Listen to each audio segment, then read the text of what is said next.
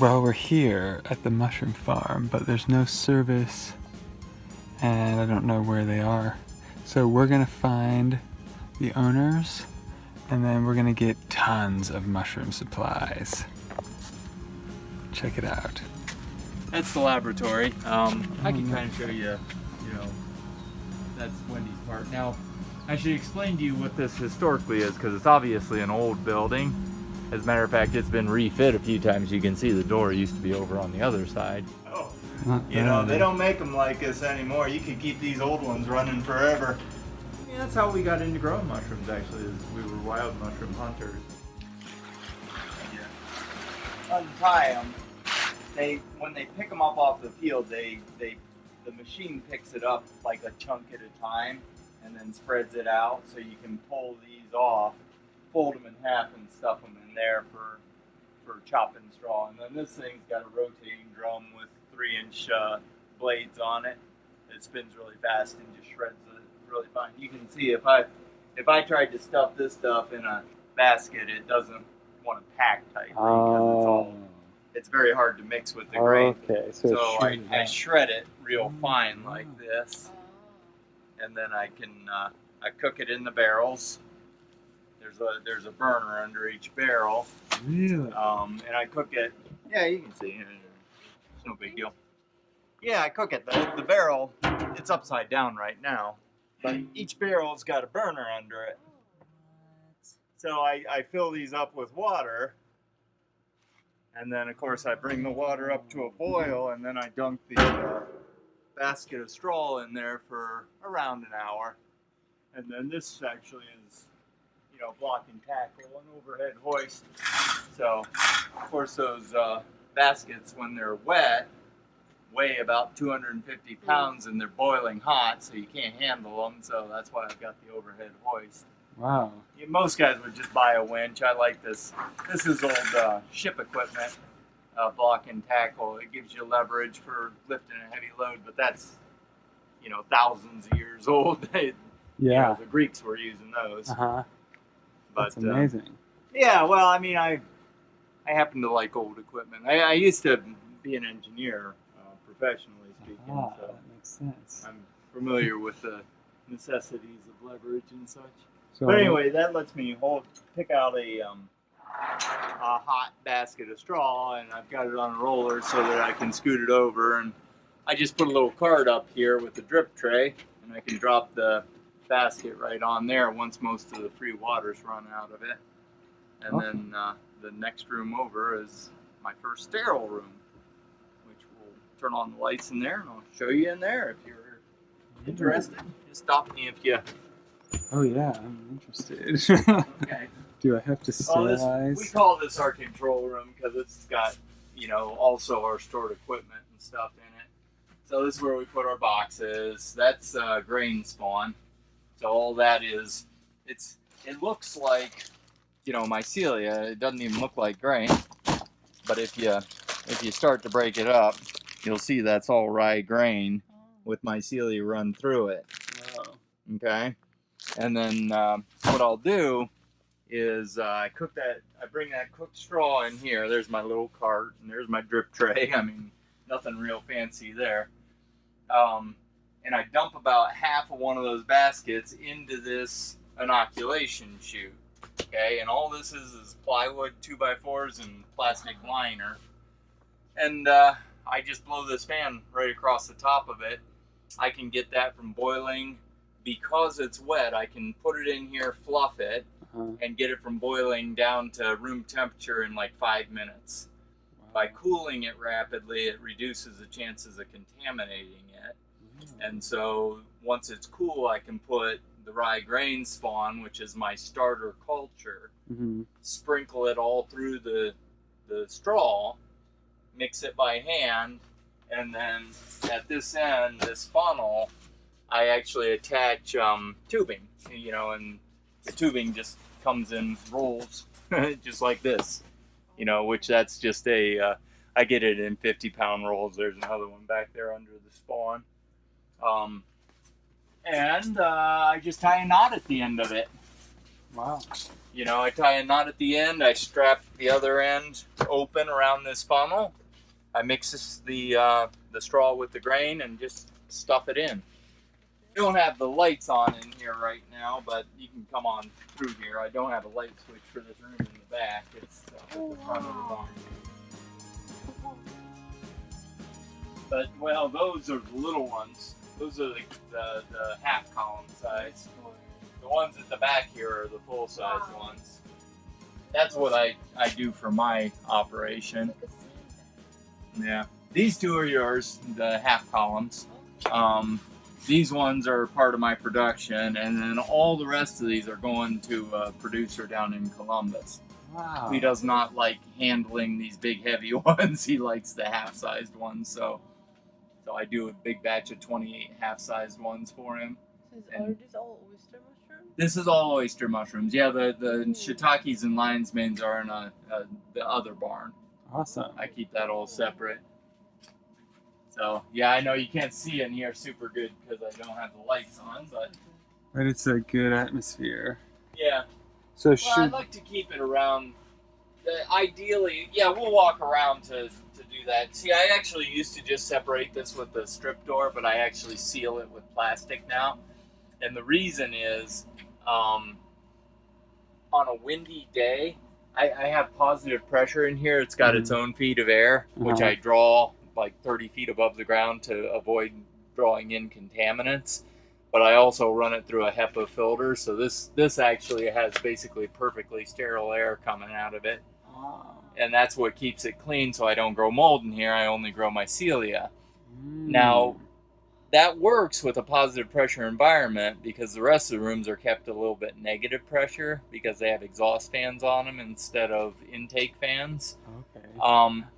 And that'll work on a still day, but on a really windy day, the wind blowing air into the front rooms would actually overcome the positive pressure, and I would get contaminants from my fruiting rooms into here. So what I do is I just seal it with plastic now to eliminate that problem.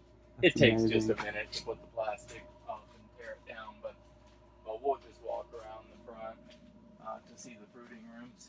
Yeah, it is cool. And you just come up with creative solutions whenever you run into problems. And that's what I always tell guys that are getting going on growing is you can look at everything I do and think you got it all figured out, but the truth is things are going to come up and you're going to have to adjust. Yeah. That is just life.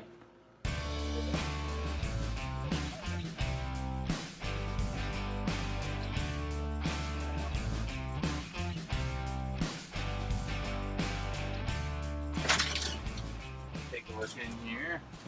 This room I just emptied. So the way I control bugs organically is I actually will completely empty one of my two fruiting rooms and kill off all the bugs by spraying the walls with hot water until there's no bugs in here, and then I'll start putting the columns in here. The other room is just about full, is why I just emptied this room. So this is where the other stuff is going. So, Wow. yeah, you can see they just they sense where the fresh air is, and they just start growing out into the open air wherever I punch a hole in the bag. Once it's mature enough. I just moved a bunch of columns that are ready to pin in here. So I got a lot of stuff that hasn't started producing babies yet, but there's a little bit of stuff fruiting right now. They're so cute when they're little. Yeah. Everybody wants me to pick the baby ones. I'm like, I can't make any money doing that. They don't weigh anything. But yeah, they are neat how they form. And really, the colors are the prettiest, I think, when they're babies. I foresee a market for micro mushrooms. I'm sure there is, but they'd have to cost a bundle to be worthwhile. That's the thing. I really hate that. I mean, a big part of what we do is try to keep this stuff very affordable. Yeah.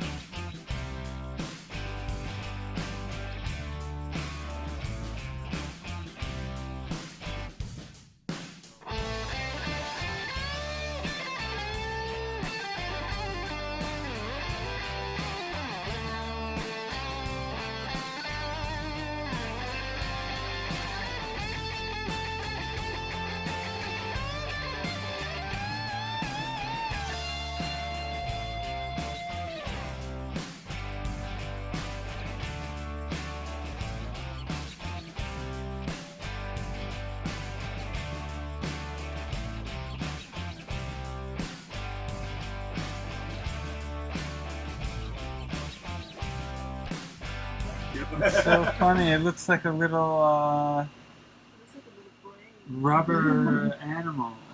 Yeah, it looks like one of those funny rubber balls or something. Uh-huh. I really like this strain. This is a blue strain, but it's what I call my baby blue or summertime blue Mm. because it'll keep fruiting in the summertime when it's really hot out, and all the outside rows on down there are my big blue that everybody loves so much, but unfortunately you can see there's no mushrooms on them, and that's because they really don't produce in the heat. Oh, really? Even with the air conditioning, they just don't want to. They don't want to kick out until they can get for a sustained period under 65 degrees, which is hard to attain with an air conditioner in a big room like this. You know, with the necessity to draw some fresh air to feed the mushrooms. So, I always tell people, they're like, you just shut off the fans and it stays nice and moist and cool in here. It's like, no, you can't shut them off entirely. Certainly not all day, because as much air as it would take to burn this straw, which would be a lot of air, is how much air eventually has to be fed to the mycelia in order to metabolize that straw. So if you think about it, there's quite a bit of air, because I'll fill this room entirely within a month. So I need to get enough fresh air in here to basically burn all this amount of straw within a month or within a few weeks, really. So, it does take a fair amount of fresh air to keep the mushrooms real healthy.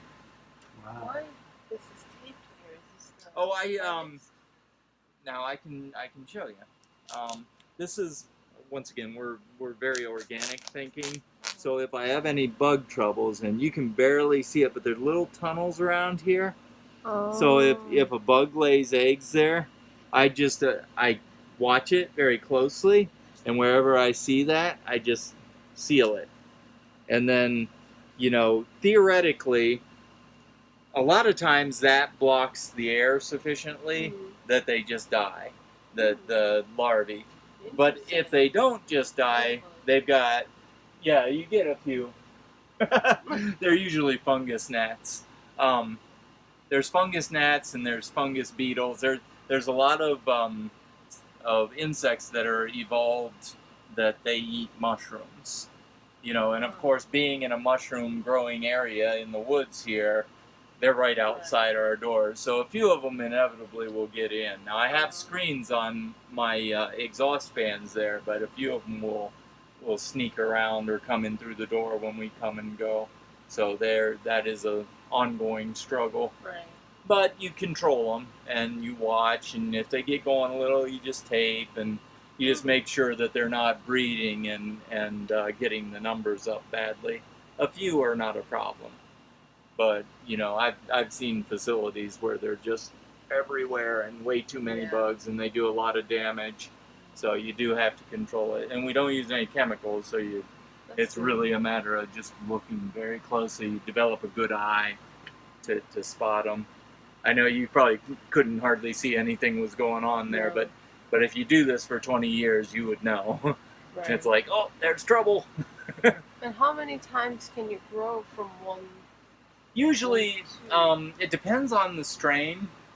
Usually the browns, I don't know, are there any browns coming out right now? I didn't really see any along there. It's almost all those baby blues. Now you can tell why I call them my summertime blues. Yeah, there's really no browns out right now, but the brown columns you can tell because they're a little more lightly run, but they tend to just fruit 2 flushes and then I'm done with them. Oh. Sometimes in summertime I can get a good 3rd flush out of them. These guys I can often get 5 good flushes, so they'll just keep producing more clusters if I just take care of them and keep the bugs away. Okay. Or keep the bugs from getting to all the holes at least. As you can see, I go through here periodically and tape off any that do get some bugs going. And it's just a matter of staying on top of it. What about lion's mane? Because lion's manes we do in the other facility. We harvested the ones from the grew. Okay. First flush, and then do we just leave it And does it grow Yeah, again? they'll grow. Usually they do 3 flushes. Okay. And the first flush, often they're real big. Yeah. And the second flush, they'll be about this big. And the third flush, they'll be about this big. They get smaller with each flush. Do we have to 'Cause they're water round. it again? No, it should have enough retained moisture in it. Oh. It should Cool. fruit in a couple weeks. Wow. Yeah, you just got to be patient. Exciting. They need time to rebuild their strength, rebuild their reserves. They got to eat some of that sawdust for you. They're really fascinating organisms in that regard. They are. Hey, well, how much do you know about chemistry? Cellulose. Well, you think about how we metabolize food. A lot of people refer to carbohydrates, simple carbohydrates, as empty calories. Right. But the truth is, those empty calories are a big part of how we fuel Right. all of our important metabolic processes, like building proteins or fats or whatever. We do need the raw materials, but the energy comes from those simple carbs. Right. Mushrooms are very much the same. They can't fix atmospheric nitrogen, but they have a lot of protein in them, which is nitrogen compound. So they take straw, which is almost all fiber, and the fiber is mostly cellulose in combination with lignin. Cellulose is just sugar linked with a single bond in an endless chain. So it's literally just glucose linked one on top of another, basically forever. So metabolically speaking, they're very much like us. We just don't have the enzyme to break the cellulose. For us, it's indigestible fiber, non-digestible fiber. For them, it's sugar. You know, that's their main fuel for driving their metabolic processes. So, you know, that's the great thing about them, is they use what we can't. Yeah. Which is cool. Awesome. It makes it into good food too. I think it's good food. I've always been fond of them. Yeah, we have some killer recipes with you. Oh, yeah? Yeah. We ate the lion's mane. It was so good. Oh Good. man, yeah, it was out of I control. can't wait for them to come out again. A lot of people don't know what to do with that mushroom, and they try it and they're like, I couldn't figure out. They're It's kinda mushy bitter. and weird. Yeah, they're kind of. They got a kinda little bitter bitterness to them, taste. and a lot of people have a real strong bitter Yeah. sensitivity. The texture is kind Chewy. of hard. Yeah. It's hard to chew. Yeah. But if you fry it in a batter, it's so good. Yeah. It just makes it. Yeah, so much I like better. to almost like pan sear them. I make sure just about all the water's out of them, fairly dried, and then I put a good browning on them, and I pepper them well and use them as an accent. Just a couple of slices here and there. I don't tend to like go straight at that mushroom. It's just sort of an accent piece. These I could eat them all day long, like Yeah. popcorn. Oh my god. I mean, these are just wonderfully edible. Yeah. So. Wow. But each one sort of has its own speciality in terms of how you use them culinarily. Certainly. This down here, the other thing I tape off I should have mentioned is this is trichoderma mold. So if I do get a little bit of bad air into the room there, it will colonize with the mold. It doesn't actually harm the mycelia. It's actually more akin to what you would see in the wild, is a colony of one thing running up against a colony of another. And it's interesting actually, because you see how you've got the green of the trichoderma mold and you've got the white of the mushroom mycelia. In between you've got a real wet, juicy layer. They're battling.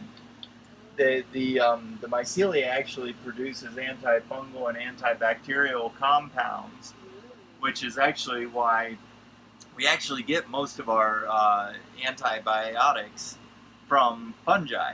Penicillium, of course, is a fungus, but there's a whole series of them that produce different chemicals. And the reason is they're not like us, where we have a fairly impermeable skin to protect us and keep bacteria out, and a fancy immune system to kill things off that do get in.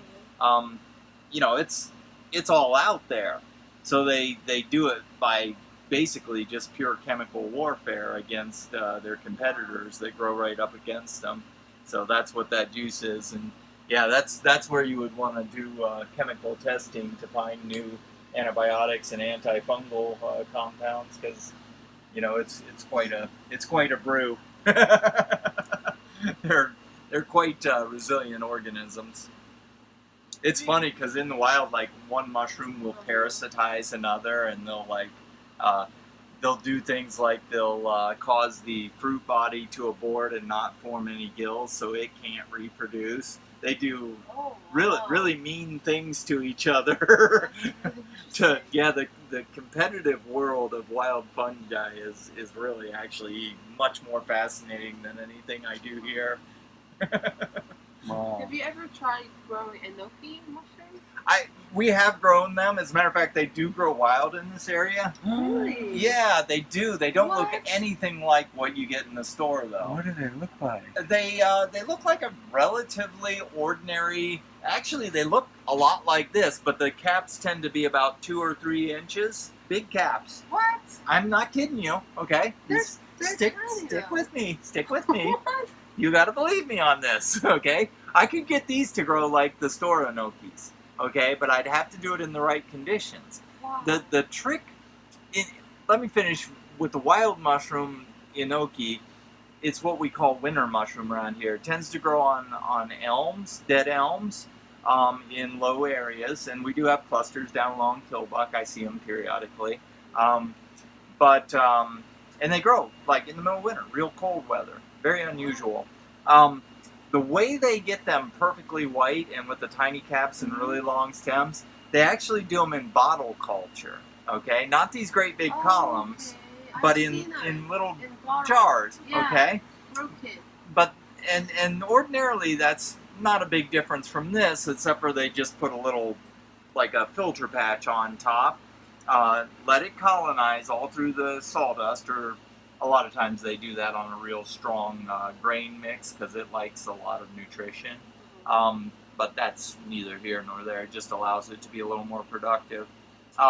When it starts to fruit at the top of the colony, which is where the freshest air is, it senses the fresh air, remember, they take that cap off, and then they take a piece of paper and they make a funnel out of the piece of paper and stick it down in the top of the jar.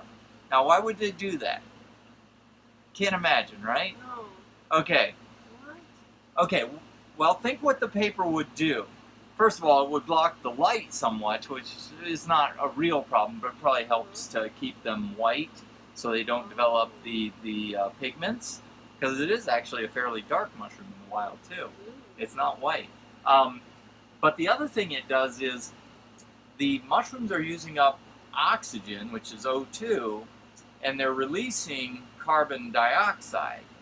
Those are the main gas exchange, okay? Carbon dioxide is actually heavier than air because it's a heavier molecule. CO2 is obviously going to be heavier than O2, and I think it's even heavier than N2, which is the bulk of our air. So what happens is, if you leave it in really still air, that funnel of paper fills up with carbon dioxide. And the mushroom won't open its cap up. It won't put energy into opening its cap and developing the gills until it thinks it's out in the open. Because the way mushrooms form in the wild, and this comes from being a wild mushroom hunter before I grew, is they normally actually don't form on the surface like this. As a matter of fact, you'll see that the baby mushrooms actually form inside under the plastic and then push out through the opening. Right. Okay? And in the wild, that manifests even more so because you have direct exposure to sun and dry conditions and so forth. They usually form under the bark, where the moisture is retained better, not out on the surface of the bark, because the mycelia can't really live out there because of the hot, dry cycling. The mushroom actually has to push through the bark before it opens its cap. And it can tell if it's, grown out into a void or is still under the bark based on how fresh the air is. So it'll keep growing stem, and some of them grow them like a ball until they explode the bark, and some of them grow real long snaky stems trying to find a crack to get out of. The Enoki's finds the crack by growing a long snaky stem, and then when it gets to the fresh air, it will open up its cap. But they pick it before it opens its cap to make that special form of mushroom. Isn't that cool? Yeah. Wow, that is so... So you had no idea, right? Yeah. Yeah, there's a lot of tricks. Why do they do that, though? Why don't They do just... that because enoki is actually a fairly flavorless mushroom. It doesn't have a strong flavor. It's mostly grown for its texture. It's got that unique sort of crunch, and that's mostly in the stem. The stem is what is the marketable product with enoki. Really? So they grow that for that reason. It's really cool. Wow. I want to see the wild... The wild enoki, you have to come in late fall or winter when they're actually growing. What a sight. Yeah, it's not exciting. It's just like any clustered mushroom growing on the side of a tree. But It's the cap gets really big like this? yeah, it gets fairly large. I mean, they're not a big mushroom. I mean, some oyster mushrooms will have caps my like God. this out in the wild. Wow. What? But so actually, like a 2 or 3 inch diameter cap is a fairly modest I mushroom. can't imagine that as enoki being like that. Yeah, I know. It's funny. And but they do, I mean, if you look underneath, you can see they have very individual stems, and they are kind of long, skinny stems. I mean, they are recognizable in a few characteristics, even in the wild, Wow. but they are very, very different than what's marketed. Interesting. Amazing. Wow. Yeah. What about like the white? There's some mushrooms called seafood mushrooms. Seafood, well, that's kind of a generic name. Maybe lobster mushroom is one of It them. was like really long. It looks like a gnocchi, white. but it's fat. Yeah, it's Oh, fat or that's white. going to be king oyster or trumpet royale is another name for that. It's Smaller actually an than oyster. that, It's smaller than the but bigger than Oh, a okay. gnocchi. Maybe this. It's just thick, like a gnocchi, but maybe triple as fat. But Oh, okay. I don't know Could the other name. Hanchimenji?